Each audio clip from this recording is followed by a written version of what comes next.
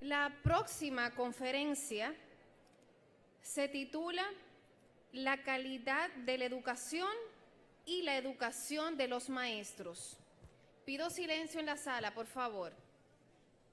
También desde Colombia nos acompaña el señor Francisco Cajiao Restrepo, nacido en Bogotá en el 1947, es licenciado en Filosofía de la Universidad Javeriana, tiene una maestría en Economía de la Universidad de los Andes, fue director del Departamento Administrativo de Bienestar Social de Bogotá y se encuentra en Aprendo 2016. Francisco Cajiao.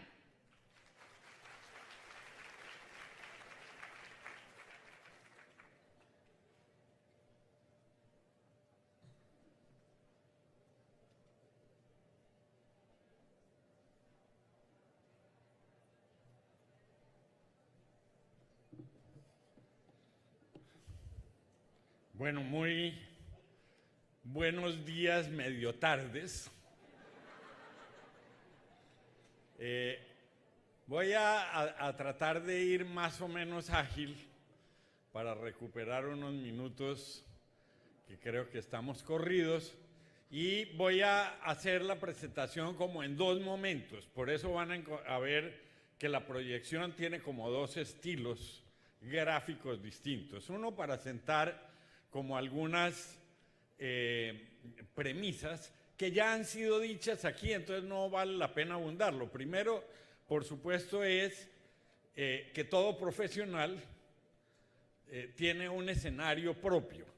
Es decir, donde se ve cómo funciona un cirujano, pues es en una sala de cirugía. No es administrando una finca, ni manejando un gallinero. Sí, puede tener gallinero y ser neurocirujano, pero es que es en la sala de cirugía donde se ve su maestría. Los maestros tenemos un escenario propio que es el aula de clase. Yo puedo asegurar que no hay investigación científica que pueda demostrar una sola evidencia de un niño de cualquier lugar del planeta que haya desertado del sistema escolar por desacuerdos profundos con el ministro de Educación de su país. El niño se va porque peleó con la maestra, porque los compañeros le hacen bullying, porque está aburrido, porque no entiende. Es decir, lo que realmente tiene relación con su vida es lo que ocurre en el aula, entendiendo por aula un sentido genérico, flexible de un espacio institucional escolar. Eso es lo primero. Estamos los maestros en un alto grado. Y esto a mí me ha llamado la atención. Bueno, por supuesto hay gente que es la peor de todas, que no sabe que no sabe. Y entonces pues pretende hacer todo lo que no sabe. Y es bueno, no voy a mencionar quiénes, porque puede llegar a ser políticamente ofensivo. Pero quiero referirme a estos que no saben que saben, porque me parece que ha habido un largo desprecio en América Latina, por lo menos, sé que no en otras partes, por el saber de los maestros. Todo el que ha estado muchos años en las aulas sabe muchas cosas. Sin embargo, no hay un gremio profesional a quien se capacite tanto. Toda reivindicación de un maestro latinoamericano incluye cursos de capacitación. Es decir, todo el tiempo nos tratan como incapaces. Pero uno no solo está capacitando al incapaz. Y esto a mí me parece que en un altísimo grado obedece a una enorme ausencia de conciencia profesional. Y la conciencia profesional es tal vez la reflexión filosófica más profunda, que es a lo que voy a referirme ahora después de este preámbulo. Porque la reflexión filosófica sobre la profesión tiene que ver justamente con los aspectos más complejos del pensamiento, que son los aspectos éticos, y con los aspectos de identidad, que son los que más profundamente tocan la emoción. Es decir, yo me defino por aquello que creo ser, y eso es un tema que no es ni científico, ni es empírico, sino es de convicciones, es de sentido, y el sentido está construido sobre la emoción. Si quitáramos esa emoción, no seríamos diferentes a cualquier vegetal que puede dejar de existir en cualquier momento porque no tiene sentido. Entonces, a eso es a lo que me quiero referir, porque a veces me preocupa que en la medida en que nos van invadiendo una cantidad de estudios, de análisis, de cosas demasiado empíricas, a veces vamos perdiendo el sentido. Se me perdió el cosito este. Ahora, ¿cuáles son las preguntas del millón que se tiene que hacer un maestro? ¿Qué es una buena clase? ¿Cuál es el mejor maestro? ¿Cómo compartir y difundir las mejores prácticas? ¿Cómo despertar la pasión por el conocimiento? La pasión. No enseñamos nada, generamos pasiones que permiten aprender. Y esto es una diferencia muy grande. Una cosa es enseñar ciencias, que desde luego es posible, pero es que otra cosa muy diferente es enamorar a un niño de la ciencia. Porque es que es lo segundo lo que hará que ese niño a lo largo del tiempo profundice en la ciencia. Es decir, que nuestra misión es simple. Tenemos que llevar al niño del aula al universo. Desde el aula abrir todas las puertas de lo que puede ser él y de lo que puede ser la humanidad. Por eso esta reflexión también es política. Y entonces vamos a ella. ¿Qué es la profesionalidad? En primer lugar es enfrentar los problemas del aprendizaje. ¿Y qué significa enfrentar los problemas del aprendizaje? Ya aquí se ha dicho. Si hay un paradigma que ha cambiado con todos estos estudios, yo diría que a partir de los estudios de Konrad Lorenz, que le dieron el premio Nobel por allá en el año 65, tal vez, por esa época, cuando nos dice, mire, lo que tenemos en común los animales, los seres humanos, es la capacidad de aprender. Y voy a recordar una anécdota de un profesor de la Universidad de Salamanca que me hizo reír mucho alguna vez en un encuentro. Nos sentaron a almorzar juntos. Me dice, mire lo que me ha pasado. Yo creo que eso se lo inventó él, pero está bien inventado y yo lo cito, por aquello de los derechos de autor. Y dice, invitamos allá a la universidad al mejor científico que tenemos en neurociencias. Y todos estos temas sobre el aprendizaje, el auditorio, un auditorio como este estaba lleno, había psicólogos, matemáticos, ingenieros, estaba todo el mundo allí pendiente del profesor. Y el profesor empezó su conferencia, llegó muy puntual y empezó su conferencia diciendo, miren, déjenme comenzar diciéndoles que he dedicado los 3 últimos años de mi vida exclusivamente a enseñarle a hablar a mi perro. Y entonces, pues la reacción fue la que ustedes acaban de tener. Y dicen, no, es en serio. Es más, no solo le he enseñado español, le he enseñado inglés.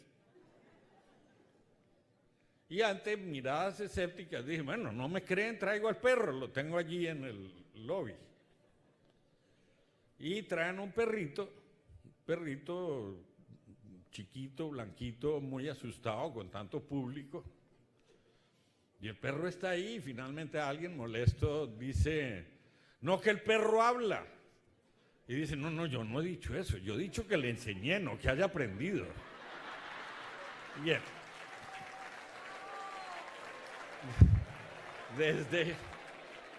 Desde que yo escuché eso, siempre vengo preguntándome cuántos años llevo enseñando a hablar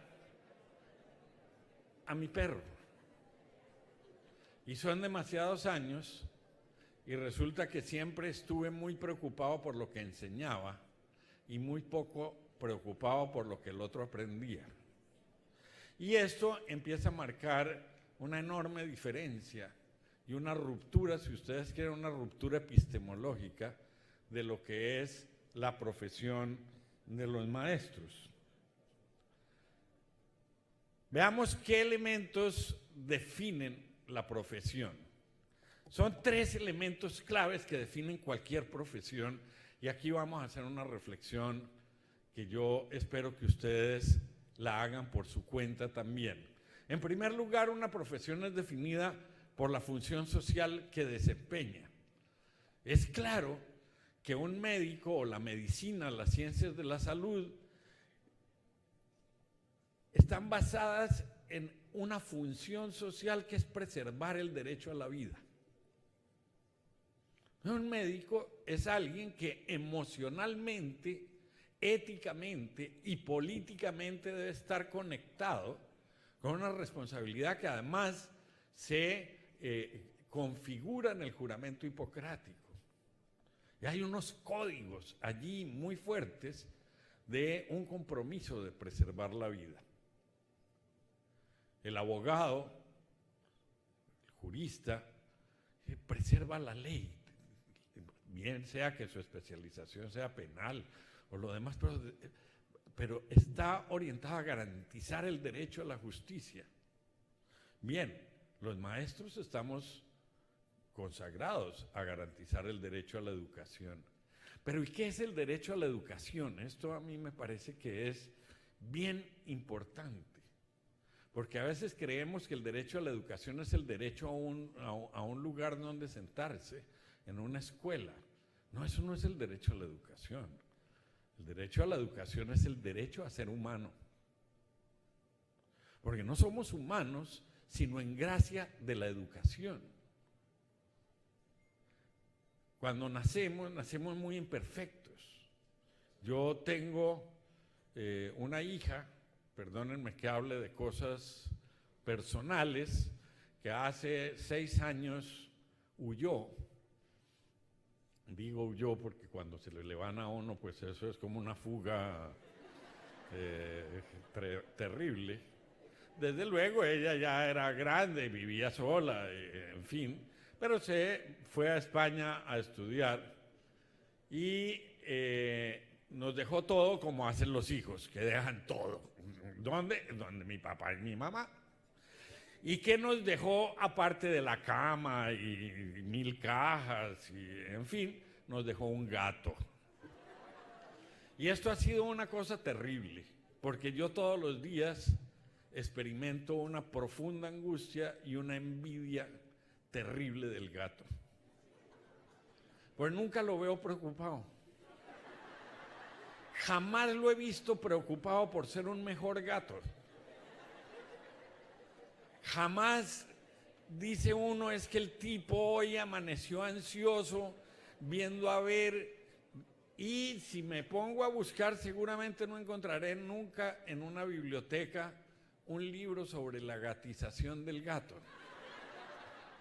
Pero si yo miro la literatura universal, el 80% de lo que escribimos son tratados sobre la humanización del ser humano. Hablamos de la humanización de la guerra, que eso es casi un contrasentido. Hablamos de derechos humanos, hablamos de la humanización. ¿Quiénes somos los encargados de la humanización en un alto porcentaje? Los maestros. Porque a nosotros nos entregan un niño que debe hacerse humano con el tiempo. Y aquí me remito a un antropólogo muy importante que es Guilford Geertz, que dice que él hizo todos sus estudios iniciales en Java, con los javaneses, y señala que para los javaneses existe una palabra específica que designa al javanés. Yo no hablo javanés, entonces no puedo decir cuál es la palabra, pero es una palabra particular y javanés es equivalente a humano. Y dice Geertz que a los niños, los palurdos y los extranjeros, para ellos hay otra palabra que significa casi javanés, es decir, casi humano. Esto es una cosa muy interesante porque ¿qué es ese humano? Es aquel capaz de dominar los códigos comunicacionales que permiten ubicarse en la sociedad y ser parte de una comunidad. Eso implica el lenguaje, pero también implica los códigos de urbanidad, pero implica también conocer cómo se establecen las relaciones de parentesco. Es decir, que ser humano no es solamente un asunto que se da con el parto, es una cosa que se adquiere gradualmente. Cuando vemos muchos de los estudios que nos presentaron esta mañana sobre la matemática en Japón, sobre los modelos lingüísticos, yo no sé cómo funcionarán los modelos lingüísticos fonológicos en chino, donde no hay letras sino ideogramas, por ejemplo. Pues son estudios muy interesantes que nos hablan de las predicciones o los estudios que hay en función de evaluación, de unas evaluaciones que alguien hace sobre rendimiento escolar, pero no son predictivos en qué pasa con la vida de las personas. Los maestros, los que hemos tenido la oportunidad, la vocación o el destino, porque no todos llegamos a ser maestros por una gran vocación iluminada por el Espíritu Santo, sino porque tocó. Podemos tener unos seguimientos longitudinales con unas evidencias muy distintas de que el gran estudiante de bachillerato que leía muy bien a los 14 años termina drogadicto a los 25, y que el otro que era medio tonto de pronto un día se volvió inteligente por alguna razón desconocida y es una persona que desempeña un cargo público importante de manera ética. Entonces no es tan claro, porque todos estos estudios son válidos, claro que son válidos, pero están metidos dentro de un paradigma, que es el del rendimiento escolar. Y el rendimiento escolar no agota la educación es la cultura. Es la familia quien está educando, es el centro comercial el que está educando. Hoy día son todas las redes sociales quienes educan. Entonces a nosotros nos va quedando cada vez una porción más pequeña de ese gran pastel educativo. Y esa la tenemos que hacer con mucho esfuerzo y por eso necesitamos ser muy profesionales. La segunda gran elemento que define una profesión es un conjunto de saberes. No basta con que yo quiera cumplir con una misión social, no basta con que yo quiera proteger la vida y garantizar el derecho a la vida, pues tengo que saber de la salud, tengo que haber estudiado el cuerpo humano, tengo que estudiar el cuerpo humano en su relación con el ambiente, tengo que estudiar la fisiología, tengo que mil cosas, porque yo no le puedo ir echando tijera al primero que se encuentra para sacarle alguna tripa que supongo que le duele. No, yo tengo que haber estudiado, eso hace parte de la ética, hacer algo indebidamente es un crimen. Es decir, yo no puedo jugar con eso, pero tampoco estoy sometido exclusivamente a protocolos, yo en eso difiero. No es que, con algo que decía Mauricio, no es que los cirujanos vayan a las salas de cirugía a improvisar ni a inventarse innovaciones, pero ningún organismo responde en la sala de cirugía como dice el libro. Y eso depende de si el tipo de sangre es de una clase o de otra. Eso depende de si se presenta en medio de la operación un colapso pulmonar. Hay mil circunstancias que obligan a ese profesional a tener el conocimiento para resolver problemas. Debe conocer un conjunto enorme de complejidades para enfrentarse a lo imprevisto y a la excepcionalidad. Y finalmente, pues lo que me hace profesional de pleno derecho es la capacidad de actuar de manera autónoma y tomar decisiones a partir de mi saber y con el sentido de mi deber. Entonces no puede haber un maestro que simplemente dice, es que el Ministerio de Educación mandó decir que 5 más 3 son 8. Pues no sé, yo tengo mis dudas, pero el ministerio mandó decir, yo lo siento. Entonces tenemos esos currículos que son prescriptivos. Otra vez, vea. Esto es un aviso que me da la mesa de las cosas que no debo decir. Pero